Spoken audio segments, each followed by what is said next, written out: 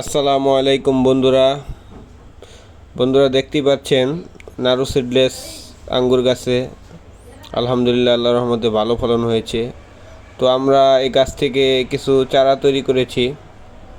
তো এই জাতটি আলহামদুলিল্লাহ অনেক ভালো, মিষ্টতার দিক থেকেও ভালো এবং থোকাগুলো ভালো সাইজের বড় হয়।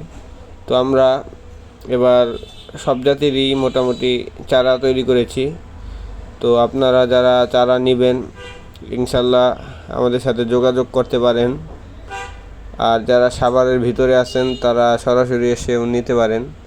তো এবার আমার আঙ্গুর গাছে ফলন আলহামদুলিল্লাহ ভালো, তবে GA3 অর্থাৎ জিব্রেলিক অ্যাসিড ব্যবহারের কিছুটা ডোজ বৃদ্ধি হয়ে গিয়েছিল, সেজন্য আঙ্গুরের থোকাগুলো কিছুটা বাঁকা এবং অনেক থোকাগুলো একটু বেঁকিয়ে গিয়েছিল, না হলে অনেক সুন্দর সেটিং থাকতো। তারপরও আলহামদুলিল্লাহ অনেক সুন্দর ফলন হয়েছে। আর চারার কোয়ালিটি আলহামদুলিল্লাহ অনেক ভালো।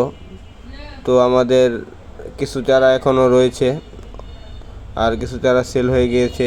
তো এখানে আপনারা নারু সিডলেস এবং বাইকোনুর আর আপনার ব্ল্যাক রবি এই তিনটা জাত নিতে পারবেন।